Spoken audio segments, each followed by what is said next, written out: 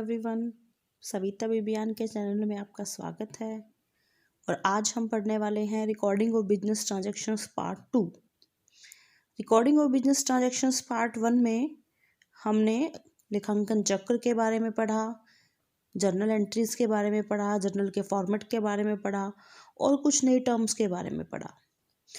उसी पार्ट को कंटिन्यू करते हुए आज जो हम टॉपिक पढ़ने जा रहे हैं वो है दैट इज डिस्काउंट। डिस्काउंट जिसको आप हिंदी में छूट भी कहते हैं।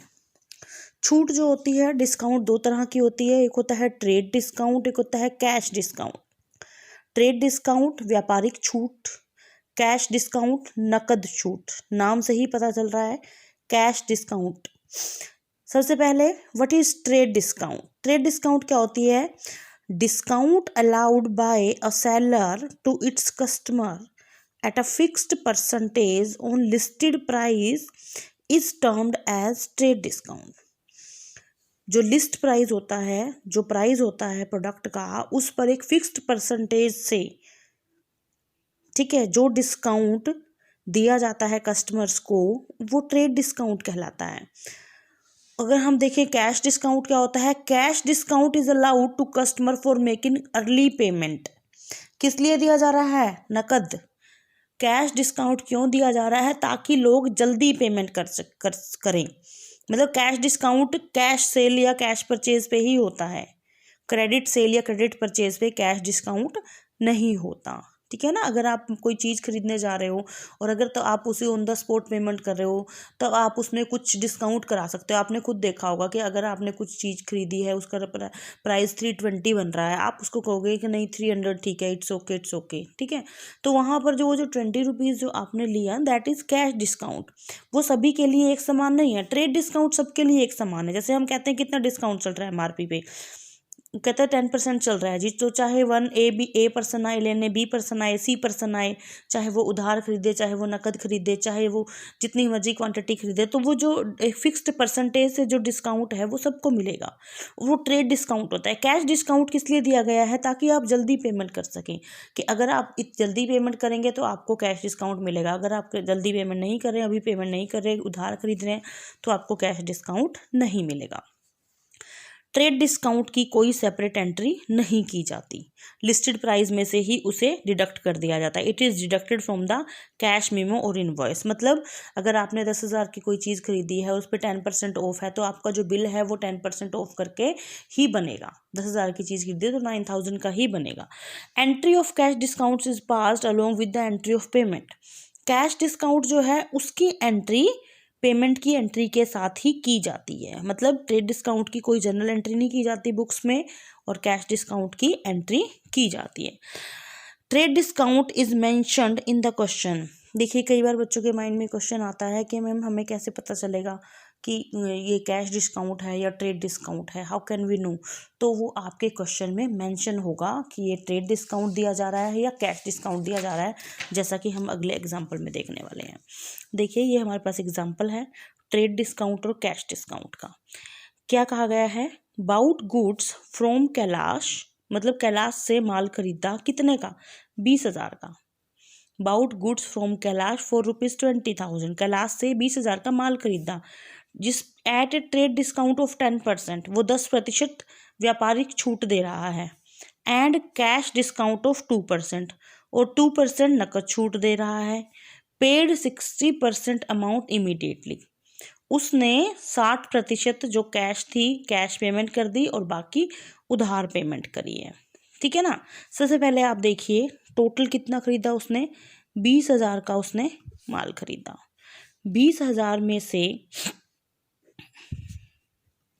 ट्रेड डिस्काउंट कितना है? 10%। 2,000 इसकी कोई एंट्री ही नहीं होगी, तो एंट्री कितने की होगी? 18,000 से शुरू होगी। ये क्या है? ये तो व्यापारिक छूट है, इसकी तो एंट्री ही नहीं होगी। तो 18,000 में से 60% तो वो कैश पे कर रहा है और 40% उधार में खरीद रहा है। तो 18,000 का 60% कितना हुआ?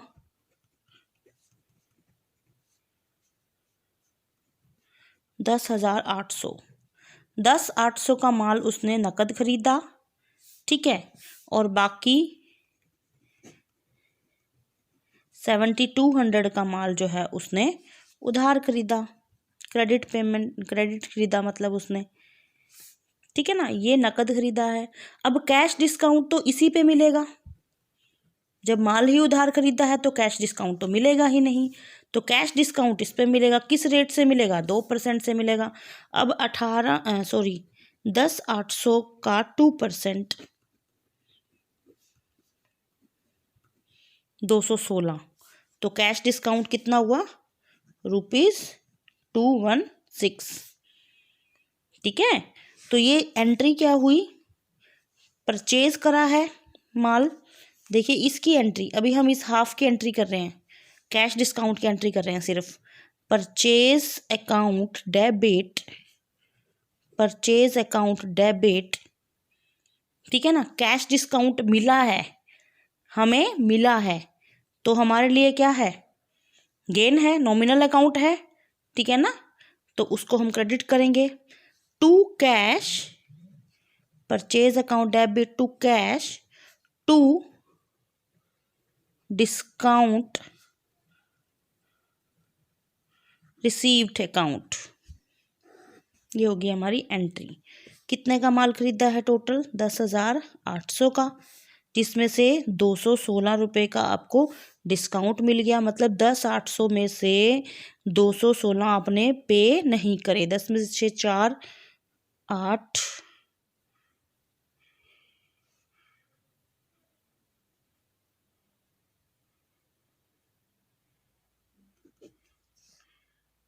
10,584, 10,584, ये थी आपकी जर्नल एंट्री कैश डिस्काउंट की, कैश परचेज की। अब क्रेडिट परचेज, उसकी entry, purchase account debit to Kailash, क्योंकि उधार माल खरीदा है तो कैलाश के नाम से होगा। 7,200 पूरा है, उधार है, तो इस पे कोई कैश डिस्काउंट भी नहीं है। तो ये है trade discount and cash discount की जर्नल एंट्रीज आपने कैसे करनी है। Now come to second important point, that is compound journal entries. Compound मतलब मिश्रित, इकट्ठा कर देना, ठीक है ना।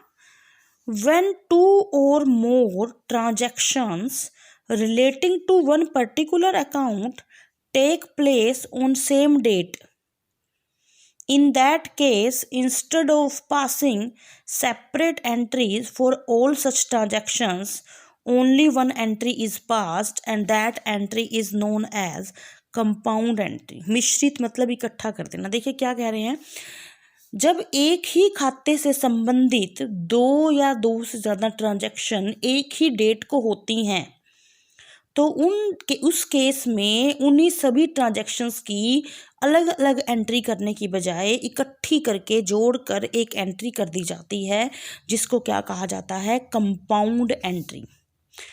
फॉर एग्जाम्पल, ऑन 31 दिसंबर 2014 आपने क्या क्या करा? रेंट पे करा जी, रेंट पेड 2,000, ठीक है। आपने सैलरी पे करी उसी दिन, सैलरी पेड 4,000। आपने कोई और एक्सपेंसेस करे उस दिन, कोई भी एक्सपेंसेस थे जो आप उस लास्ट डेट पे करते हो अक्सर, 1,000, ठीक है। कोई और भी कोई इलेक्ट्रिसिटी के कोई भी अदर एक्सपेंसेस हो सकते हैं, ठीक है, जो आप पे कर रहे हैं। तो ये क्या हुआ, एक ही डेट को 31 दिसंबर को ही ये तीन एक जैसी एंट्रीज हो रही हैं। ये एक ही खाते से रिलेटेड है। एक खाते से रिलेटेड कैसे हुई? अब आप कहोगे ये खाते से रिलेटेड कैसे हैं? क्योंकि तीनों में ही कैश गया है, तीनों ही एक्सपेंसेस हैं, ठीक है ना, खर्चे हैं। खर्चों को हमने क्या करना होता है? हमने डेबिट करना होता है। तो यहाँ पर हम एंट्री करेंगे कि rent account debit to cash, ठीक है ना। फिर हम करेंगे salary account debit to cash या expenses account debit to cash. तो उससे बेटर है कि हमने इन तीनों की एंट्री एक साथ कर दी, rent account debit, salary account debit, expenses account debit to cash account. यहाँ हो गया 2000, 4000, 1000 और टोटल कितना हो गया 7000। मतलब कैश तो कितना गया है totally 7000। That's why cash account is credited. ठीक है, now come to next topic. Next topic is opening entry. यहां भी नाम से पता चल रहा है opening. Every firm starts its new books in the beginning of each year. क्या कह रहे हैं कि हर व्यवसाय जो है, एवरी फर्म, प्रत्येक फर्म हर साल अपनी नई बुक्स लगाती है। आप भी अपनी नई बुक्स लगाते हो हर साल अपनी क्लासेस में, नेक्स्ट ईयर में जाते हो, है ना। तो हर फर्म भी इस तरह से अपनी नई बुक्स लगाती है, जनरल एंट्रीज की, ठीक है, बैलेंसेस की। Since the closing balance of last year have to be carried forward to the next year. ठीक है ना। अब पिछले साल के बैलेंसेस जो उस खाते के होते हैं वो अगले साल में कैरी फॉरवर्ड करने होते हैं, उनको लेकर आना होता है अगले साल। ठीक है। The first entry in each year journal will be to record the previous year closing balance of all assets and liabilities. इससे प्रीवियस क्लास में भी हमने पढ़ा था कि जो एक्सपेंसेस से रिलेटेड जो नॉमिनल नेचर के खाते होते हैं they are not carry forward, वो कैरी फॉरवर्ड नहीं होते, वो एक ही साल के लिए बनाए जाते हैं और उसी साल के प्रॉफिट एंड लॉस में उनको ट्रांसफर करके उनको बंद कर दिया जाता है। वो क्लोज होते हैं, वो कभी भी कैरी फॉरवर्ड नहीं होते। कैरी फॉरवर्ड कौन से खाते होते हैं? एसेट्स और लाइबिलिटीज़ के। तो पिछले साल की बुक्स, जब पिछला साल खत्म हो गया, नया साल शुरू हुआ, तो पिछले साल की बुक्स के क्लोजिंग बैलेंसेस को जब भी अगले साल की बुक्स में लेकर आया जाता है तो उसके लिए जो एंट्री की जाती है उसको क्या कहा जाता है? Opening entry. As it is the first entry, क्योंकि ये बुक में सबसे पहली एंट्री है तो इसलिए इसको ओपनिंग कहा गया है कि ये ओपनिंग कर रही है बुक्स की। ठीक है ना। इसको एक एग्जांपल से हम समझ सकते हैं। The following balances appeared in the books of Vishal store on 1 अप्रैल। 1 अप्रैल को विशाल स्टोर्स लिमिटेड जो है उसकी बुक्स में क्या क्या थे? Assets cash 15,000, bank 5,000, stock 40,000, debtors 24,000, furniture 3600। Liabilities क्या क्या है? Bank loan 10,000, creditors 12,500। अब देखिए यहाँ एक चीज़ और देखने लायक है। हम क्या करेंगे, अब आपको पता है एसेट्स का कौन सा बैलेंस होता है? Debit balance. लाइबिलिटीज़ और कैपिटल का कौन सा बैलेंस होता है? Credit balance. आपको पता है assets always show debit balance, liabilities always show credit balance. तो जितनी भी एसेट्स हैं आप उनको डेबिट कर देंगे। हम क्या करेंगे? Cash account debit, bank account debit, stock account debit, debtors account debit, furniture account debit, और जो लाइबिलिटीज़ हैं उनको हम क्रेडिट कर देंगे। क्रेडिट करते हैं तो हम टू करके करते हैं, to bank loan account, to creditors account. Cash कितना है आपके पास? 15,000। बैंक कितना है? 5,000। स्टॉक कितना है? 40,000। डेटर्स कितने हैं? 24,000 के। फर्नीचर कितना है? 3,600। ठीक है। क्रेडिटर कितने हैं? 12,500। बैंक लोन कितना है? 10,000। अब देखिए 15, 5, 20, 60, 80, ठीक है, 84, 84,000 और उसमें 3,600, यानी कि ये हो गया 87,600। 87,600 की तो आपके पास क्या है? एसेट्स। और लाइबिलिटीज़ कितने की हैं? सिर्फ 22,500। 22,500। तो ये जो डिफरेंस होगा 65,100 का, ये कहाँ जाएगा? इसको आप क्या मानेंगे? टू कैपिटल, जो कि मिसिंग था, इसे आप लिखेंगे बैलेंसिंग फिगर। ये आपको ऊपर गिवन नहीं था, ठीक है ना। अगर तो एसेट्स का बैलेंस ज़्यादा होता है लाइबिलिटीज से, तो जो डिफरेंस होगा उसे कैपिटल मान लिया जाएगा। एंड सपोज अगर लाइबिलिटीज का बैलेंस ज़्यादा हो एसेट्स से, तो जो दोनों में अंतर होगा उसे क्या मान लिया जाएगा, उसे गुडविल मानकर एसेट्स में यानी संपत्तियों में उसकी एंट्री कर दी जाएगी, ठीक है। देखिए ओपनिंग एंट्री में क्या होता है, एसेट्स जो होती हैं उनका डेबिट बैलेंस होता है, तो सारी एसेट्स को डेबिट कर दिया। लाइबिलिटीज जो होती है उनका क्रेडिट बैलेंस होता है, इसलिए लाइबिलिटीज को क्रेडिट कर दिया। और उसके करने के बाद हम क्या देखते हैं कि क्या दोनों का बैलेंस मैच हो रहा है, क्योंकि जर्नल एंट्री में तो ऐसे ही होता है, जितना डेबिट उतना credit. Double entry system states that, है ना। तो जितना डेबिट हो रहा है उतना क्रेडिट होना चाहिए, बट यहाँ ऐसा नहीं हो रहा है। अगर तो एसेट्स एक्सीड कर रही हैं लाइबिलिटीज से, संपत्तियों का टोटल करके करा लाइबिलिटीज से ज़्यादा आया, तो इसका मतलब कैपिटल में बैलेंसिंग फिगर बना दोगे आप। और अगर इधर ज़्यादा आया तो क्या बना दोगे, goodwill. Come to next, that is bad debts. क्या है ये, बैड डेट्स। बैड डेट्स क्या होते हैं, डूबत ऋण, जो डूब गए, बैड हो गए। डेट्स मतलब जिनसे आपने पैसा लेना था, और बैड मतलब जो डूब गया। When the goods sold to a customer on credit and if the amount becomes irrecoverable due to his insolvency or for some other reason, देखिए क्या कह रहे हैं, when the goods sold to a customer on credit, जब किसी customer को उधार माल बेचा गया हो, मान लीजिए आपने किसी कस्टमर को उधार माल बेचा, and the amount become irrecoverable, मतलब अब वो आपको रिकवरी नहीं हो सकती उस पैसे की, ड्यू टू हिज इंसॉल्वेंसी, उसकी वजह से, चाहे उसका दिवालिया होना हो, और फॉर सम अदर रीजन, या फिर कोई और रीजन हो, the amount not recovered is called bad date. तो जो पैसा है जो आपका डूब गया है, अब आपको नहीं मिलेगा, उसको क्या कहा जाएगा, बैड डेट्स। देखिए आपको सिर्फ जर्नल एंट्री करना नहीं सीखना है, आपको ये भी पता होना चाहिए। आपसे ये पूछा जाए कि what do you mean by bad debts, डूबत ऋण से आप क्या समझते हैं, डूबत ऋण क्या होते हैं, या बैड डेट क्या होते हैं, व्हाट इज बैड डेट। तो आपको उसका मीनिंग पता होना चाहिए, आपके पास 2-4 लाइनें होनी चाहिए उसको एक्सप्लेन करने के लिए।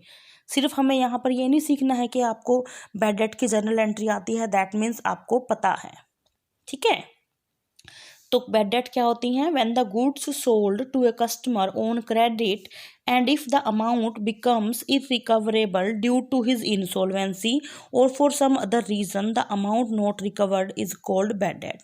जब भी आप किसी व्यक्ति को उधार माल बेचते हो और वो अमाउंट उस व्यक्ति से किसी भी कारण से नहीं मिल पाती है, तो जो पैसा उस व्यक्ति से नहीं मिल पा रहा है उसको क्या कहा जाएगा, बैड डेट, ठीक है ना। सो बैड डेट जो है इसमें क्या होगा, सपोज आपने किसी व्यक्ति को माल बेचा, goods sold to mister A for ₹5,000। Mister A को उधार माल बेचा, देखो उधार ही है, यहाँ पता चल रहा है, ए वर्ड आ गया, यहाँ कैश वर्ड नहीं है, ए वर्ड है, ठीक है ना। सेल करी है आपने, सेल की एंट्री हमेशा सेल क्रेडिट होती है, और ए व्यक्ति पर्सनल अकाउंट है, डेबिट द रिसीवर, है ना। तो A's account debit to sales account. अगर कभी भी आप इस एंट्री में कंफ्यूज हों तो प्लीज़, अगर आपको बैड डेट की एंट्री डायरेक्टली दिमाग में नहीं आ रही है या आप कंफ्यूज हो रहे हैं, तो पहले शुरुआत यहाँ से करें। अब आप कहोगे मैडम माल बेचने की एंट्री क्यों कर रही है, बैड डेट की एंट्री तो कहीं करा रही है। अब बैड डेट की एंट्री जो है वो हम अब करेंगे। अब देखिए, ए को जब आपने माल बेचा था तो आपने ए के खाते को डेबिट करा था, ठीक है ना। जब आपने ए को माल बेचा था तो आपने ए के खाते को डेबिट करा था, और अब ए नाम के व्यक्ति से आपको कोई पैसा नहीं मिलने वाला है, तो ए नाम के व्यक्ति के खाते को बंद करने के लिए अब आपको उसके खाते को 5,000 से क्रेडिट करना है। तो फिर डेबिट किससे करोगे, बैड डेट से। Bad debts account debit to A's account, ठीक है। देखिए ए नाम के व्यक्ति का खाता आपने खोला था, उसको 5,000 रुपये से आपने खोल रखा था, मतलब डेबिट था वो, अब उसको आपने सेट ऑफ करना है, क्लोज करना है, सेट ऑफ करना है उतने पैसे को। तो उसके लिए आपने उसके अकाउंट को क्रेडिट करना है। और डेबिट किसको करोगे फिर आप? बैड डेट्स को, क्योंकि बैड डेट आपके लिए लॉस है, नुकसान है। और अब हमने पढ़ा है कि जितने भी नुकसान हैं उन सबको आपने डेबिट कर देना है। ठीक है, फिर उसके बाद हम आते हैं नेक्स्ट पॉइंट पे, that is bad debt recovered. ठीक है, बैड डेट रिकवर्ड। अब देखिए, बैड डेट रिकवरी हो गई इसी 5,000 की जो डूब गए थे। आपने मान लिया था कि ये 5,000 तो अब आते नहीं भाई, चलो एक एक खाते को बंद कर दो, तो ये 5,000 तो अब आपके पास नहीं आते, लेकिन कुछ समय बाद ही उनकी रिकवरी हो जाती है।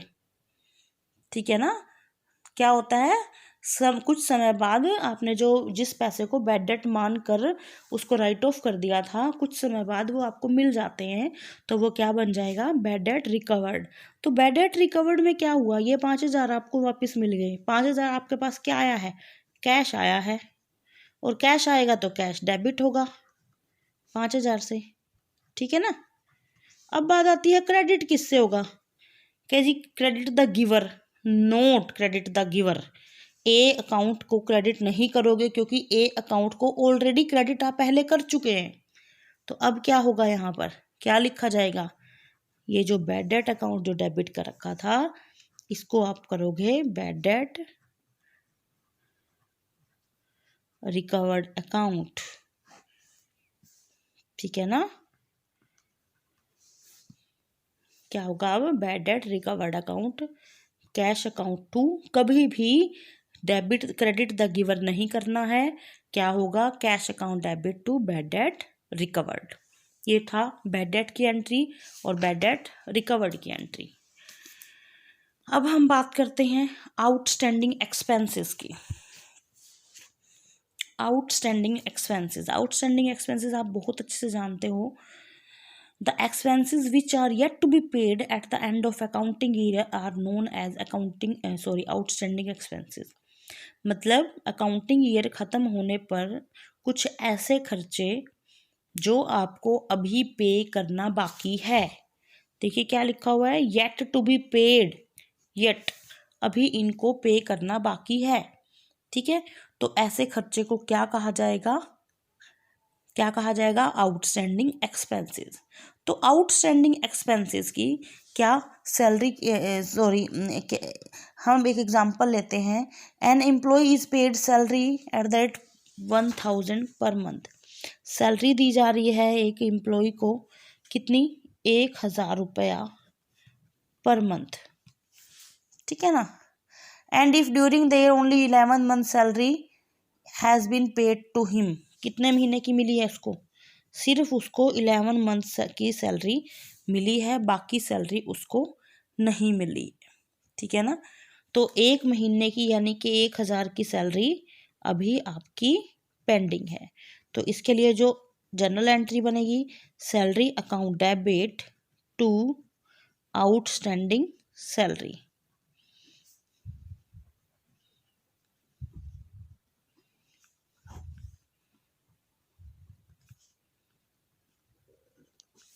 ठीक है, ये है आउटस्टैंडिंग एक्सपेंसेस। मतलब कोई भी हो, सैलरी की जगह रेंट भी हो सकता है। ठीक है, तो आउटस्टैंडिंग एक्सपेंसेस की एंट्री आपने कैसे करनी है। तो दैट्स ऑल अबाउट, आज के लिए इतना ही। मिलते हैं अपनी नेक्स्ट वीडियो में, तब तक के लिए बाय बाय।